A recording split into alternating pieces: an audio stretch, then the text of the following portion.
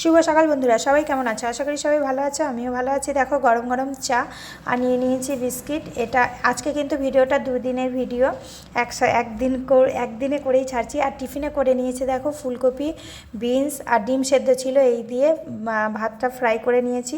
তারপর রান্নাবান্না করার পরে আমি দুপুরবেলায় চলে গেছি। দেখো কোথায় যাচ্ছি, চলে গেছিলাম সোনার দোকানে গিফট আনতে, মানে আমার বিয়েবাড়িতে যাওয়ার আছে। বিয়েবাড়িতে কি গিফট দেবো, কি আনলাম সেটাও দেখাবো। পুরো ভিডিওটা তোমরা দেখতে থাকো। এই যে সোনার দোকানে চলে গেছি, আর এখান থেকে শুধু সোনার দোকান যাইনি, আমি কিন্তু একটু পার্লারেও গেছিলাম ভুরু প্লাক করে। এই যে এসছি, দেখো শুধু ভুরুটা প্লাক করেছি।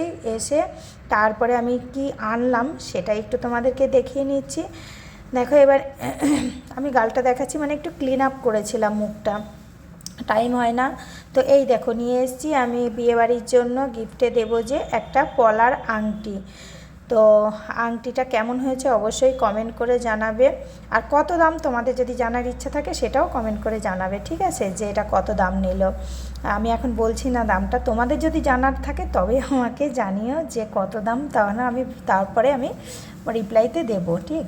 তো তারপরে এবার আজকে তো হয়ে গেল। এইবার সন্ধেবেলা কোথায় চলে গেছি দেখো, একটু বৌদির কাছে চলে গেছিলাম। অনেক দিন, বৌদিকে তো চেনো, আমার ভিডিওতে থাকে, আর বৌদিও একজন মানে ইউটিউবার। তো গেছিলাম, গিয়ে নিয়ে তারপর বৌদির মা বাবা সবার সাথে একটু কথা বললাম, একটু বৌদিকে দেখে আসলাম, কেননা চলে যাবো। আর পরের দিন সকালবেলা দেখো আমি তোজোকে স্কুল ছাড়তে যাচ্ছি, তখন দেখো কত সুন্দর, মানে সুন্দর একটা দৃশ্য, তাই তোমাদের সামনে তুলে ধরলাম।